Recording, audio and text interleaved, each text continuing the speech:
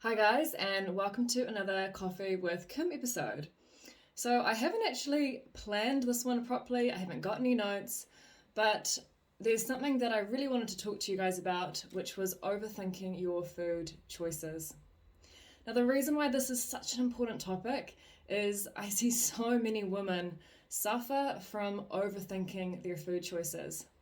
And I've certainly been there myself. And one of the challenges with overthinking your food is that, well, the reality is, right, like we can't just not eat. So there are some things that we can eliminate altogether in our lives. For example, you can choose to eliminate alcohol altogether and survive. You can get rid of drugs altogether and survive. There are lots of different things we can get rid of completely that we don't actually have to find balance in. We can have more of this like all or nothing mentality. But food, unfortunately, is not one of them.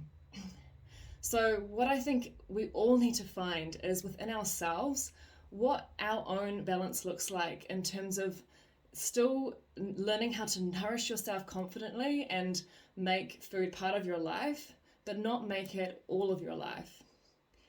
And I've personally been through kind of both extremes of this. So I've been through phases where food was everything and it was all I could think about. And this is a really common problem and something that I help a lot of women with today. It's really common when we go through our goals section of an initial consult. For one of the goals that they put down is to not be thinking about food 24/7. And maybe you can relate to that. And when we dive deeper and look at the towards goal, so if you've watched some of I think it was episode 1, I talked to you guys about the importance of setting towards goals. When we talk about what the towards goal is of not thinking about food all the time, how I ask, how I get them to turn that into towards, I say, well, what would you like to be doing instead?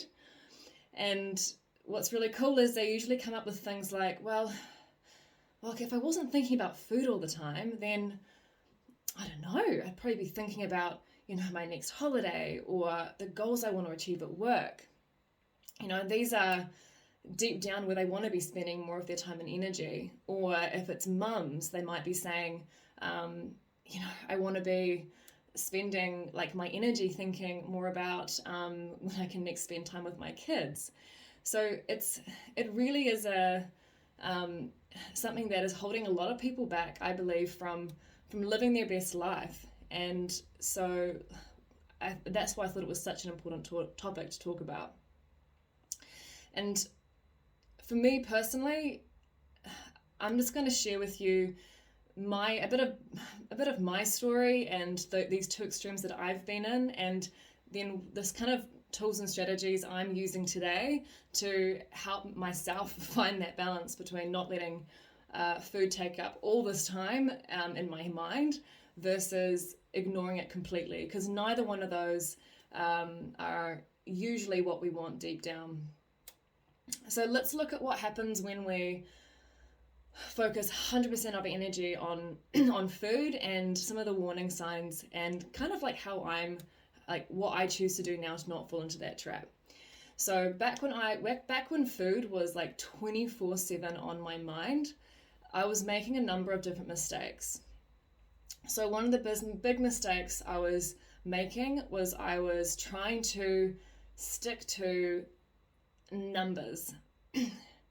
And I've talked in I think episode 2 it was about the issues with the calorie equation. And this was something that created so much overthinking, because I was not just looking at food from is this a carb, a fat, a protein perspective. I was trying to do mental calculations in my head to try and fit certain numbers. So food became a big part of my life because it was this constant, plus, minus, subtract, like prediction, like trying to like predict how many calories or macros I was going to have each day at like down to like the gram. And that was absolutely exhausting. And I've also figured out that it's really not necessary. Now, I just want to say here, just want to interject that if you're somebody who loves numbers and the idea of hitting like specific calorie and macro targets, if that is something that you want to do for fun as a hobby and out of choice, that there's nothing wrong with that. But what I'm speaking to is those of you who feel that you're doing that because you have to say lose weight or to be healthy. I want to let you know that you can be perfectly healthy without your life evolving around numbers. So my life got so much more simpler when I chose to ditch this specific calorie macro counting each day and move more towards a balanced whole food approach where I was mainly focusing on nutrition quality combined with intuitive eating, listening to my body, and creating my own version of balance with my life. So, for example, allowing for things like fish and chips on the beach with the family without thinking, oh, and what does this mean for the next meal, and what does this mean for tomorrow? So that would be my first thing, is if you feel like you're overthinking food a lot and it's really stressing you out, and after listening to this, you've realized that part of this is because you're trying to stick so strictly to numbers, and it could be a calorie counting app, it could even be trying to stick to certain percentages. Just anything to do with numbers can be really, really stressful, and it's not actually that necessary. So that was one thing I was doing that was just absolutely exhausting. And then on the flip side, so where you can not think about food at all is where, say, all your time and energy is directed at other areas of your life. And that's nothing to be, to beat yourself up about. It's more just something to be aware of. So where I have fallen into this trap in the past, and to be honest, I'm actually still working on getting this balance back even today, is one of my biggest focuses right now is on like my business and my career. And it's also been in the last couple of years putting my energy into building a relationship. So I came out of a 8-year relationship, and then I met Corey, and he's actually 5 years younger than me. And it's quite funny though, we've got the exact same birthday, 27th of August. And, new relationships can be like bloody running another business in itself. And I've found that the combination of being in a new relationship and then like throwing myself into this business because I've got such a huge vision for it, at times food just has been the last thing on my mind. And in some ways it's been really nice because I can remember back to when food was everything, and that wasn't a really nice place to be, as I've just talked about with all the numbers and the tracking. Ugh. So in some ways it's been really nice not thinking about it. But the downside is that I've also noticed I've fallen into the trap of feeling a bit undernourished. Letting myself get too hungry and then choosing things that I know aren't that great for my body, or going a little bit too long without cooking a meal that I really, really enjoy, getting a little bit lazy in the kitchen, not enjoying my meals as much. One of the core pillars I teach is to try and adopt a way of eating that is around food that you actually enjoy. And I really missed that, and it's been something that I've had to slowly get the balance back, is this focusing your attention on what I believe are the more important things in your life, like your career and your relationships, building strong relationships. These are so important for your mental health, and I think they're challenging, but God, they're good for your personal growth. So these are really important things, right? And I think it's great that I've focused on these, but I also have noticed where I've let food come off the priority a little bit too much as well. So I've gotten so much better, and I can confidently say I'm feeling so much healthier and stronger in my body since prioritizing food a little bit more, getting in 3 proper good meals a day that are mostly whole food, mostly ingredients that my body recognizes so it can function the best that it can.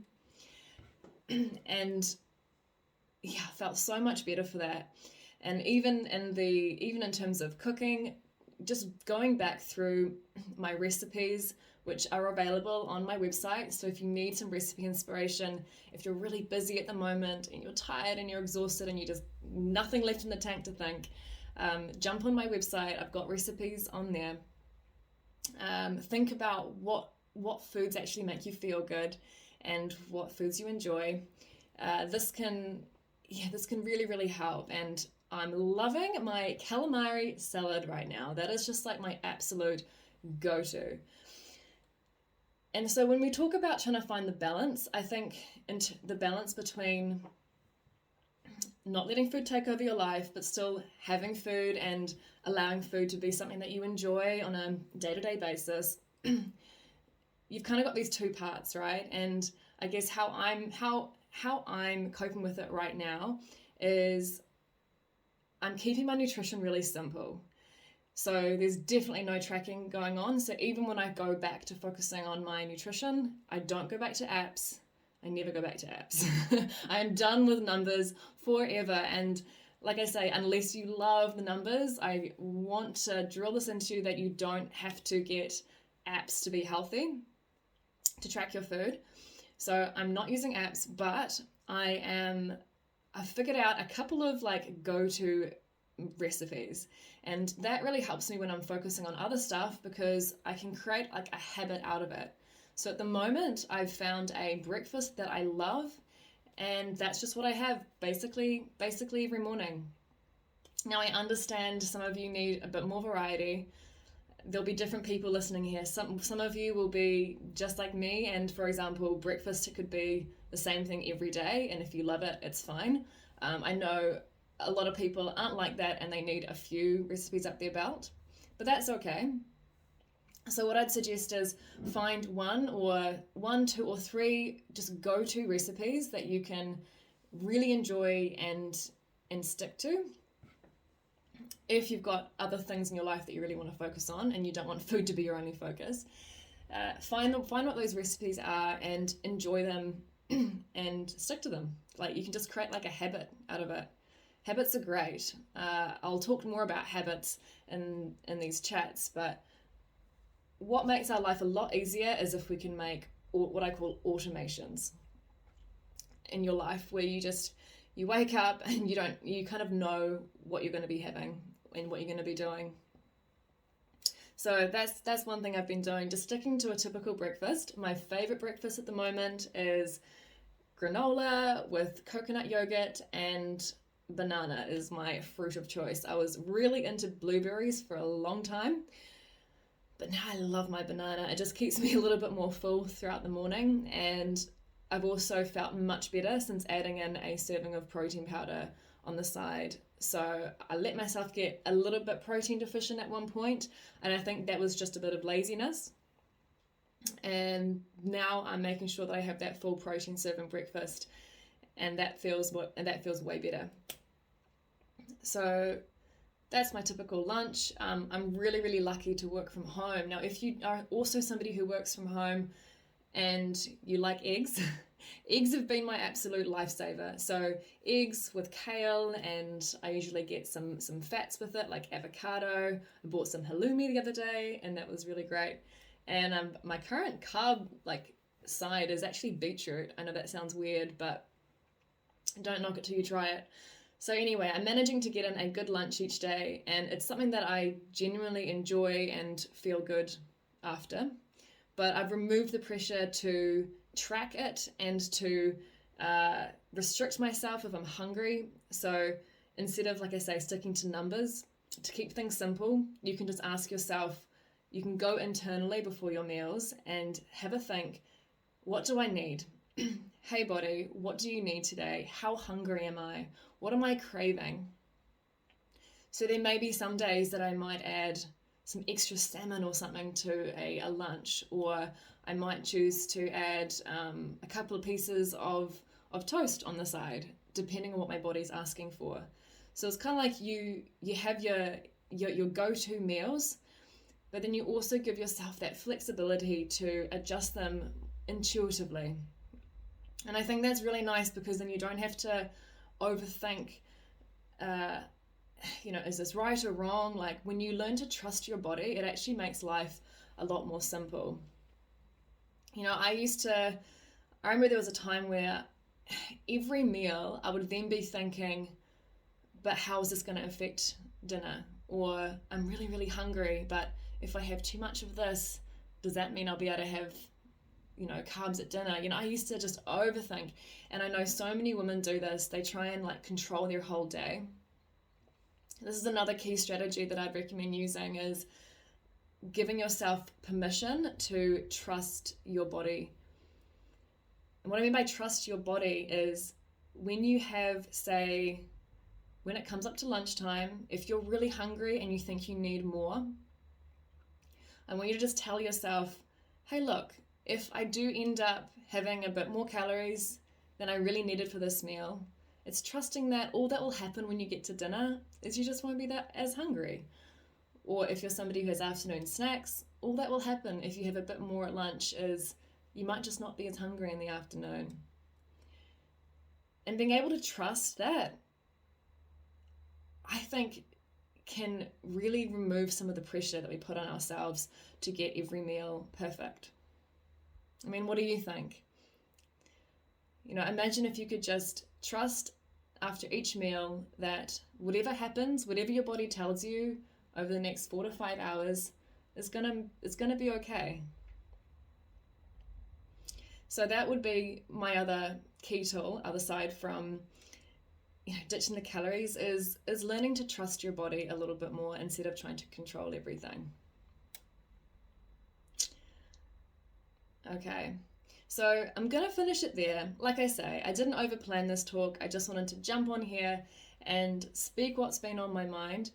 So I hope that you enjoyed that. And yes, I shared a bit of more about my personal life, but hey, I think we're in a time at the moment with COVID where people are looking for more connection. And I said this in my I think it was in my last Coffee with Kim chat, how my motivation behind these talks is to kind of be what I wish I had when I was struggling with food.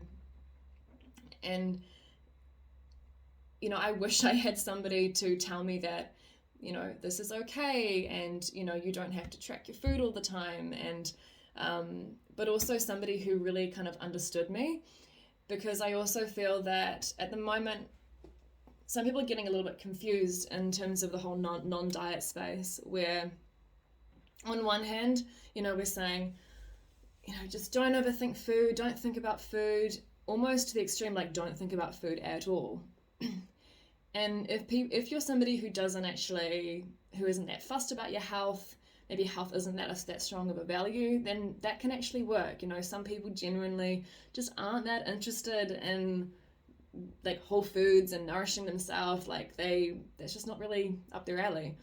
But I guess the sort of people that I'm hoping to connect with is those of you who you actually do really value your health, and you want to nourish yourself. Maybe you're kind of more of like that perfectionist type personality, or you're just somebody who wants to be the best version of yourself, and that nutrition, like healthy eating, nourishing your body, that is an important part of you becoming the best version of yourself, because that it gives you energy and it makes you feel really, really good. So for those of you where health and food is actually a strong value, I want to support you guys to keep that as a value, but not at the cost of your mental health. Okay, that's my ending statement. And please let me know in the comments below if you're finding this helpful. I would love to hear your feedback. And I also welcome any topic requests as well. So in the comments below, I can see that, I can reply to that. I don't know if you get a notification But I certainly get notified when you make a comment on one of these talks below. So pop your name down there, then I can say hi. And yeah, if you want me to get in touch with you like directly, you could even pop your Instagram handle down there, and then I can connect with you there. But yeah, lots of ways we can connect. Thank you so much for those of you who have listened to this, and I will see you next episode.